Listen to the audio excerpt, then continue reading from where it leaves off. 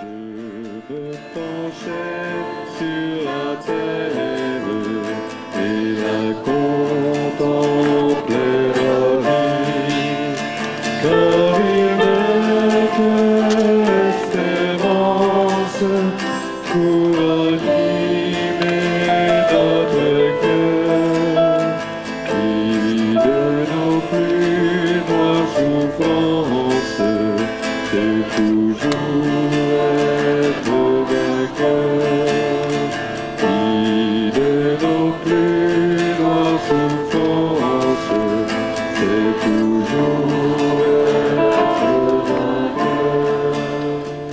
Les organisations internationales, ONU, UNESCO, OMS, sont depuis longtemps une formidable caisse de résonance de l'idéologie du genre, alimentée par le féminisme et l'égalitarisme. Problème. Comment, quand on est une fausse minorité, imposer une théorie fausse, bancale, scientifiquement, ne reposant sur rien à une majorité de pays qui n'ont rien demandé? Solution, passer par les organisations internationales. Le gender, fruit de cogitations improbables de penseurs français et américains, s'est transformé en norme politique et culturelle mondiale, rappelle Marguerite Peters dans son dernier essai.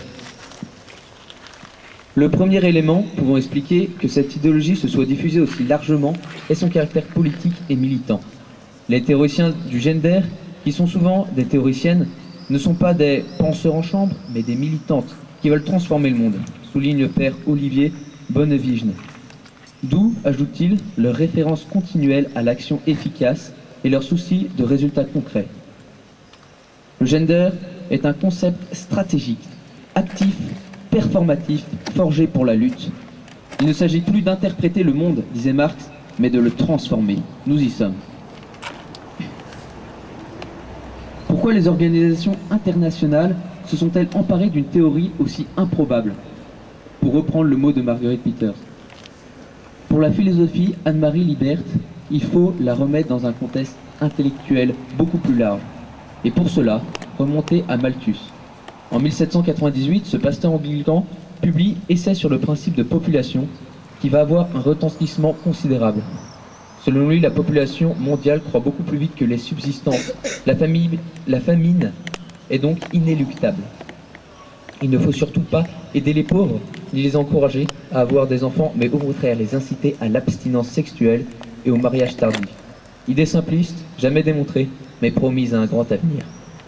Elle sera reprise et systématisée par Jeremy Bentham, qui recommande en outre l'emploi de contraceptifs, et surtout par la redoutable efficace Margaret Sanger, mère de l'expression « birth control », contrôle des naissances, et qui mêle dans ses écrits féministes, néo-malthusianisme et eugénisme, note Anne-Marie Libert. Toute sa vie, elle se battra pour la contraception, pour l'avortement et pour que le contrôle de la population mondiale, toujours cette obsession démographique, soit effectué par un organisme international. Logique avec elle-même, la Pasionara incite les femmes à se révolter contre la servitude du sexe, la domination de l'homme et, bien entendu, la maternité, cause directe de l'augmentation de la population. Depuis 1927, contraception et stérilisation sont recommandées. Grâce à la fortune de son mari, Margaret Sanger organise la première conférence sur la population à Genève en 1927. De nombreux scientifiques eugénistes y participent, recommandant contraception et stérilisation. Le message adressé aux pauvres est simple. Faites comme nous, ayez peu d'enfants et vous deviendrez riches, remarque Anne-Marie Libert. Nouvelle conférence en 1948, à Cheltenham, en Angleterre, où l'on fixe les grands principes qui animeront les décennies à venir en matière de contrôle de la population et de contraception, et qui lance l'idée du planning familial international, fondé en 1952. Les conférences internationales ultérieures ne feront que reprendre la voie tractée. Une révolution idéologique s'est faite en 2 siècles, qui tend sans cesse à renforcer son entreprise, notamment par la sémantique. Signalons les principales. À Rome, en 1954, on préconise la mise au point d'un contraceptif bon marché et efficace. À Téhéran, en 1968, conférence sur les droits de l'homme, la planification familiale est présentée comme un droit de l'homme. En 1969, New York promeut la légalisation de l'avortement et l'homosexualité. En 1974, à Bucarest, le droit à la planification familiale est étendu aux individus, ce qui ouvre la porte à l'information des adolescents. En 1975, première conférence sur la femme à Mexico. On commence à parler des conceptions stéréotypées du rôle des sexes, attitude qui a privé les femmes de la possibilité de sortir de leur rôle traditionnel de mère et de ménagère. En 1985, à Nairobi, on utilise pour la première fois le mot de genre à la place de sexe, sans que quiconque le remarque. En 1995 est une grande année. L'IPPF, Planning Familial Mondial, publie un document selon lequel les droits de l'homme justifient l'avortement et le refus de la liberté de conscience. Ce texte sera repris ultérieurement par l'Organisation mondiale de la santé, OMS. Et la conférence de Pékin fait une belle place au gender, puisque son document final ne l'utilise pas moins de 150 fois. Le schéma marxiste de la lutte des classes y est méthodiquement appliqué au rapport entre les sexes. La société traditionnelle impose des stéréotypes permettant à l'homme de dominer la femme et l'hétérosexuel de dominer l'homosexuel. La maternité, une fois de plus, y est décrite comme source de discrimination car elle limite la participation de la femme à la société. S'occuper de ses enfants est un signe d'infériorité. Enfin, il n'y a pas une sexualité, il y a des sexualités. Chacun a le droit de choisir son genre et son orientation sexuelle. Alimenté par les universitaires américains et français, la French Theory de Derrida, Foucault et consorts, la révolution du genre gagne du terrain. Le Parlement européen et le Conseil de l'Europe suivent le mouvement. En 2000, l'Europe adopte une directive sur l'égalité et la lutte contre les discriminations inspirées du gender. Au même moment, elle élabore une charte des droits fondamentaux de la même teneur, à laquelle le traité de Lisbonne, en 2009, donnera une force contraignante. En 2001, l'ONU lance ses 8 objectifs du millénaire pour le développement.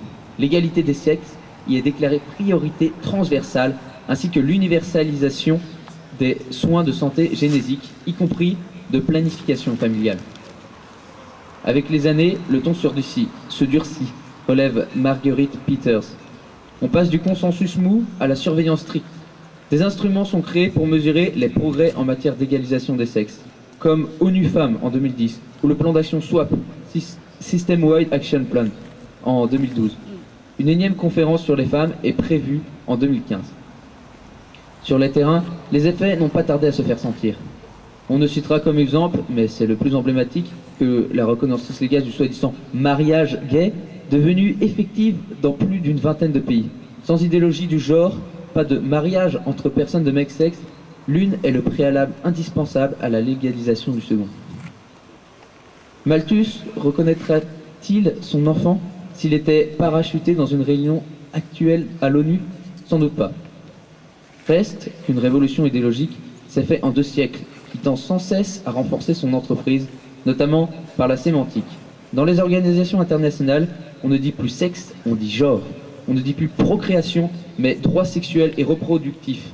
On ne dit plus famille, mais famille sous toutes ses formes. On ne dit plus complémentarité, mais stéréotype. On ne dit plus époux, mais partenaires égaux. Depuis Pékin, le langage propre au gender s'est répandu comme une traînée de poudre dans les politiques au niveau international, supranational, national et local, notre Marguerite Peters. Bref, le gender est devenu un signe des temps. Amis, entends-tu ces projets qui sont contre nature, la nature? Il y a danger, la famille, oui, on la dénature, dénature. Oh, mais jeunes et vieux, hommes, femmes et enfants, c'est l'alarme, c'est l'alarme. Et nos adversaires nous musette nos drapeaux, nous désarment.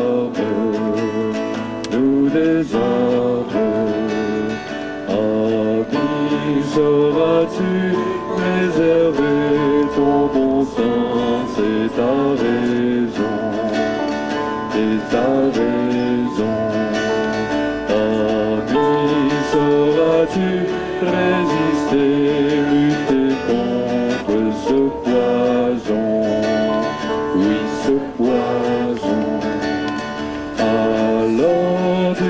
sera témoin dans la société défaillante, défaillante.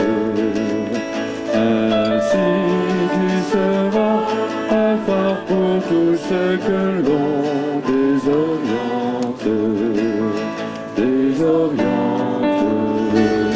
Ami, toi qui veilles, ainsi tu goûteras au vrai bonheur, au vrai bonheur. Parfait intérieur continue de briller, tu éveilles, tu éveilles. Demain tout ce mal, ce sera détruit lui-même sur ta route, sur ta route. Chantez merveilleux dans la nuit, la liberté nous écoute, nous écoute.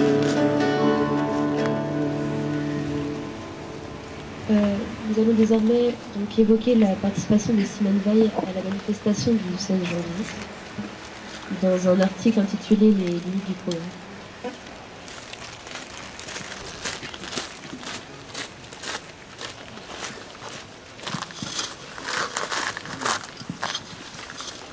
La présence de Simone Veil à la manif pour tous a fait couler beaucoup d'encre et a surpris les défenseurs du mariage homo.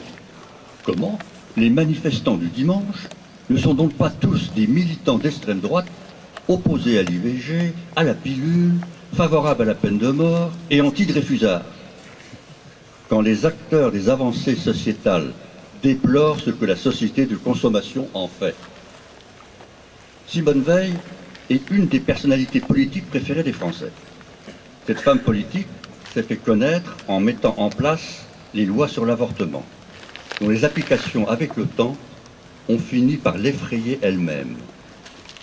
Si elle avait su que l'IVG deviendrait l'équivalent de prendre un aspirine ou une cure de vitamines, et qu'elle toucherait 40% des femmes françaises. Quoi qu'il en soit, Simone Veil est allée manifester son opposition au mariage homo. N'est-ce pas étrange pour celle qui a instauré l'une des plus importantes mesures sociétales en France que d'aller manifester contre la suivante? Bien sûr que non. Au contraire, dans l'histoire, on se rend compte que les avancées sociétales ont toujours dépassé leur porte-parole. Désormais, on jouit, on consomme le corps et l'amour sans vergogne. Et si ça tourne mal, on se fait une petite IVG, comme on se fait un lifting ou un détartrage. En dehors de Simone Veil, qui a avoué plusieurs fois être déstabilisée par la tournure consumériste qu'a pris l'IVG, d'autres exemples montrent comment le progrès sociétal n'est jamais rassasié. En effet, depuis le XVIIIe siècle et l'avènement du libéralisme, chaque génération impose à la précédente des progrès sociétaux libertaires. Brigitte Bardot était une icône féministe dans les années 60. Elle a fait beaucoup pour l'émancipation sexuelle des femmes. Depuis, elle regrette de voir que la principale conséquence de l'émancipation de la femme est sa marchandisation. Désormais, on met des femmes nues partout, même pour vendre un yaourt. Mais cela n'a rien à voir avec la société de consommation. C'est juste le progrès de la condition de la femme, être devenue un objet. De la même manière, un peu plus sérieusement, Karl Marx a passé la fin de sa vie à dire que le marxisme était dangereux et que ce n'était pas cette vision totalitaire qu'il avait voulu théoriser. Autre exemple important du féminisme français, Marguerite Yourcenar, première femme à être entrée à l'Académie française, qui a toujours lutté pour la cause féminine, citée comme référence par nombre de nos actuelles féministes. Yourcenar passerait aujourd'hui pour misogyne, comme en témoigne le sage passage suivant de l'auteur, reproduit ci-dessus. Elle dit « En principe, je suis passionnément pour tout ce qui relève de la dignité humaine, dont celle de la femme. En pratique, je crois qu'on ne peut trop lutter pour cette égalité de fait qui, comme vous le montrez très bien à propos des salaires, n'est pas encore atteinte. Mais j'avoue que les femmes me découragent par leur perpétuel refus d'être, au meilleur sens du mot, la femme. Je pense à leur soumission niaise, à la mode, qui si souvent les enlaidit ou les ridiculise, à leur acceptation séculaire de mode cruelle ou extravagamment luxueuse, à leur respect non pour la virilité, ce qui serait beau, mais pour les attributs postiches de celle-ci, l'uniforme, le fusil, sans oublier le rassurant portefeuille. Je n'aime pas voir la femme émuler l'homme dans son adhésion à la civilisation du gâchis, de la concurrence, du commercialisme et de l'industrialisme exacerbé, malfaisant et futile. Je n'aime pas la voir s'imaginer qu'alimenter des ordinateurs est une tâche plus noble que récurer le plancher. Que les circonstances économiques l'y obligent, je le veux bien, encore qu'il y ait beaucoup de choses à dire là-dessus. La civilisation à laquelle j'aspire, continue-t-elle, n'aurait pas de place pour le féminisme militant, non plus que pour l'agressivité masculinité. Et tout le reste ne me paraît qu'ajouter à notre chaos, pour ne pas dire à nos désastres. Cela a le mérite d'être clair. Enfin, dernier exemple en date, Élisabeth Guigou, qui a imposé le Pax à la France dans les années 90. À l'époque, elle jurait qu'il n'y aurait jamais de mariage ni d'adoption pour les homosexuels. Elle défendait l'altérité, la cellule familiale, la filiation. Le droit, lorsqu'il crée des filiations artificielles, écrivait-elle, ne peut ni ignorer ni abolir la différence entre les sexes. Déclarait ainsi la ministre socialiste, jurant qu'on n'irait jamais plus loin que le Pax. N'oublions pas également ces nombreux textes en faveur de la pédophilie que jadis défendaient certaines de nos élites intellectuelles et certains de nos journalistes. Jacques Lang, Le Nouvel Observateur, Libération, Le Monde, les mêmes que ceux qui défendent aujourd'hui le mariage pour tous, comme par hasard.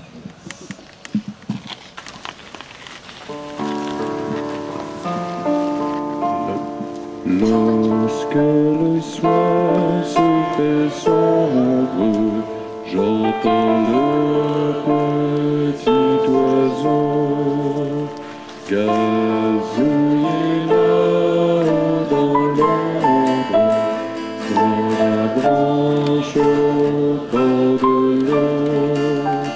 Il me dit, reprends courage, l'espérance est un trésor, mais de le plus grand des rages a toujours sa frange d'or.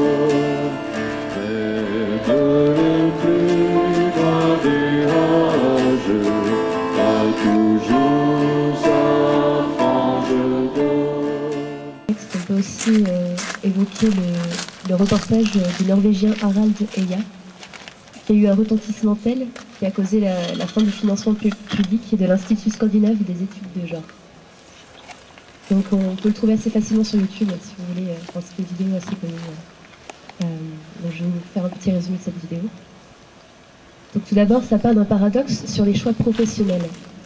Plus la liberté est grande, plus les choix sont stéréotypés. Puis, il rencontre aussi des scientifiques ayant mené des études démontrant qu'il existe des différences de comportement dès la naissance. On peut voir aussi qu'il est confronté à la mauvaise foi de ceux qui étudient le genre, études scientifiques qualifiées de médiocres, biologie qui n'a carrément pas sa place. Sur quelle base scientifique vous appuyez-vous pour dire que la biologie ne joue aucun rôle quant au choix du travail entre hommes et femmes, dit le reporter. Mais base scientifique, répond donc le scientifique, j'ai ce que vous pourriez appeler une base théorique. Il n'y a pas de place pour la biologie, pour moi, dans celle-là. Je sens que les sciences sociales devraient s'attacher à contester que la base des différences entre humains est biologique. On pourrait aussi également citer Pierre Simon, gynécologue cofondateur du planning familial, conseiller de Madame Veil, qui écrit en 1979 dans son livre « De la vie avant toute chose ». La polémique autour de la loi Veil, c'est le choc de deux mondes. Les solutions que nous fournit la morale traditionnelle ne peuvent plus nous contenter.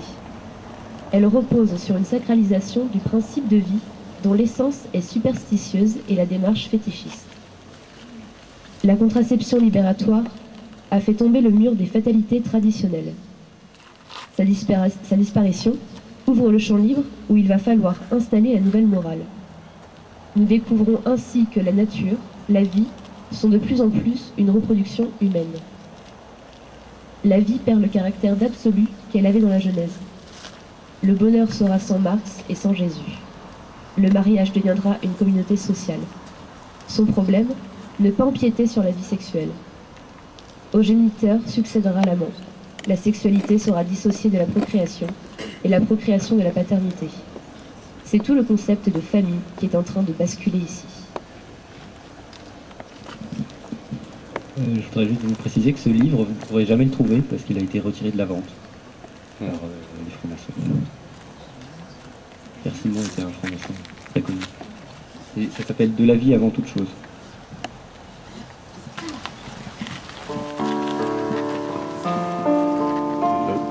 Lorsque le soir se fait sombre, j'entends le petit oiseau gazouiller là-haut dans l'ombre, dans la branche au bord de l'eau. Il me dit, reprends courage, l'espérance est un trésor, même le plus grand des rages a toujours sa frange d'or. Mais il parle dans l'irage, a toujours sa frange d'or. Mais il partit vers le terre et jamais ne le redit. Je me penchais sur la terre et la contemplais ravie. Car il me que l'espérance pour animer notre cœur, qui de nos plus noires souffrances sait toujours être vainqueur, qui de nos plus noires souffrances sait toujours être vainqueur. Nous allons maintenant écouter un extrait du meilleur des mondes. Dans le meilleur des mondes, Huxley évoque un monde où les humains sont produits industriellement selon un système de castes, alpha, bêta, prédestinés à aimer leur servitude, aidés par une drogue douce et la liberté sexuelle totale, où les mots père et surtout mère sont devenus obscènes, orduriers, à faire rougir de honte, et où Dieu est remplacé par Ford et les croix par des T. Le chapitre 1 décrit un centre d'incubation et de conditionnement, autrement dit, une usine à humains. S'adressant aux étudiants, le directeur fit une brève description du procédé moderne de la fécondation. Il parla d'abord, bien entendu, de son introduction chirurgicale. Cette opération subie volontairement pour le bien de la société, sans compter qu'elle comporte une prime se montant à 6 mois d'appointement. Il continua par un exposé sommaire de la technique de la conservation de l'ovaire excisé en l'état vivant et en plein développement. Dans la salle de mise en flacon, tout était agitation harmonieuse et activité ordonnée. Des plaques de péritoine de truie, toutes coupées aux dimensions voulues, arrivaient continuellement dans de petits monte-charges, du magasin aux organes dans le sous-sol. Bzzz, puis flac. Les portes du monte-charge s'ouvraient toutes grandes. Le garnisseur de flacons n'avait qu'à allonger la main, prendre la plaque, l'introduire, aplatir les bords. Après, les garnisseurs, il y avait les immatriculeurs.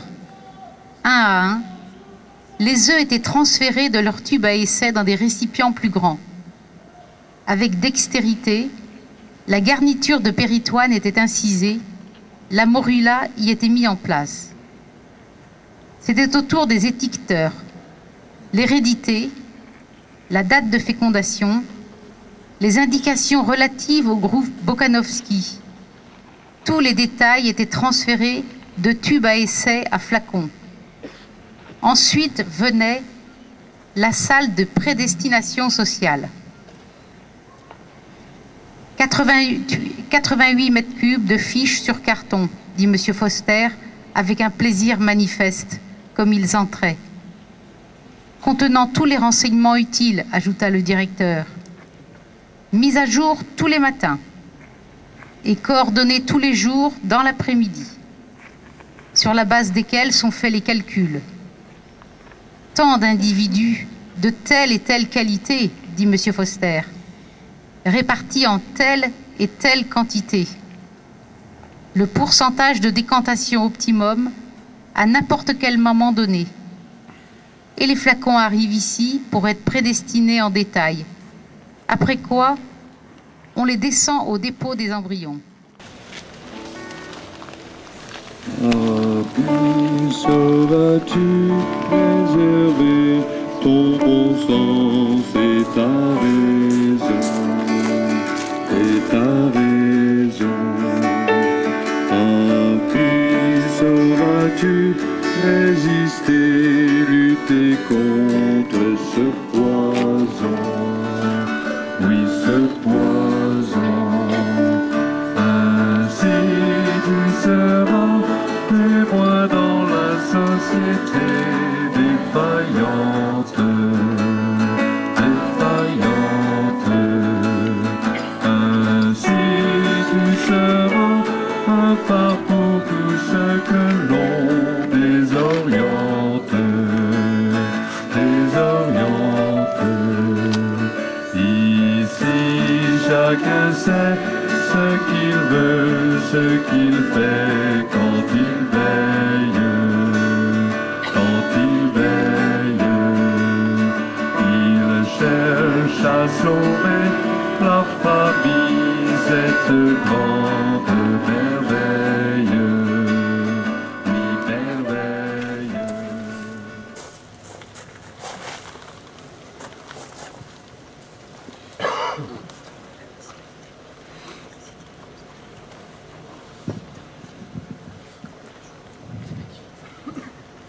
Je n'ai jamais connu mes parents. Ils m'ont abandonné quand j'avais quelques jours. Qui sont-ils? Je ne le saurai peut-être jamais. Pourquoi m'ont-ils abandonné? Est-ce de ma faute? Je porterai le poids de ces questions jusqu'à ma mort peut-être. Pourquoi moi? Pourquoi ne puis-je pas vivre comme ces enfants que je vois dans la rue, aimés par leur papa et leur maman? Aujourd'hui, les représentants du peuple de France m'ont retiré de nouveau ce droit fondamental à la création de tout être. Mon papa, ma maman, mes références, mon équilibre, mes origines. Que savent-ils ces 300 députés de mes besoins, de mes envies? À toi, inconnu, toi qui t'es battu pour moi pendant plusieurs mois, toi qui as sacrifié tes samedis, tes dimanches, quelques-unes de tes soirées en famille, à toi je te demande de rentrer en résistance, lumineuse, pacifiste, déterminée. À toi, mon frère, ma sœur, je te demande de penser à tous ceux qui viennent après moi, qui n'ont pas encore été créés, abandonnés, vendus pour quelques milliers de dollars. Reste debout et pense à moi. Papa et maman, vous allez me manquer. Nous allons maintenant lire les paroles de la chanson Fleur de liberté, en lien avec la commémoration de Tiananmen.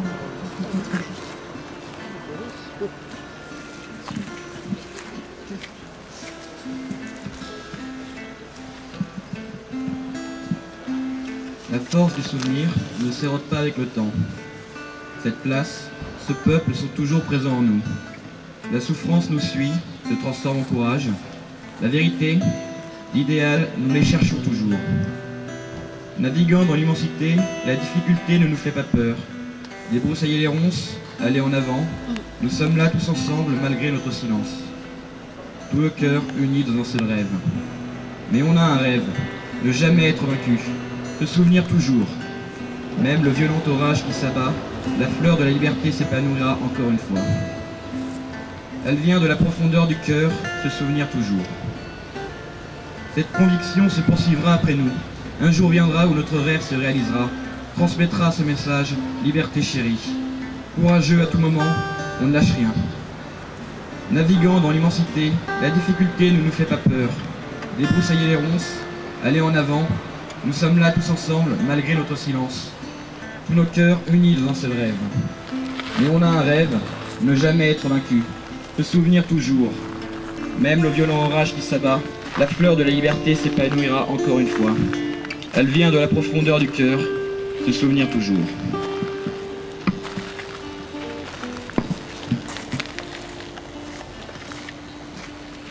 C'est une chanson qui a été composée pour la commémoration du massacre de Tiananmen, qui a eu lieu le 4 juin 1989. Elle a été composée en 1993 à Hong Kong et elle est chantée à chaque date anniversaire de cet événement à Hong Kong. Et les gens sont assis autour de bannières avec des petites bougies. Le front penché sur la terre, jamais seul soucieux, quand résonnera la voix claire d'un petit oiseau joyeux. Il disait, prends courage, espérance est un trésor. Même le plus loin nuage a toujours sa frange d'or. Même le plus loin nuage a toujours sa frange d'or. Lorsque le soir se fait sombre, j'entends le petit oiseau gazouiller là-haut dans l'ombre, sur la blanche hauteur de l'eau. Il me dit, prends courage, l'espérance est un trésor. Même le plus loin nuage a toujours sa frange d'or. Même le plus loin nuage a toujours sa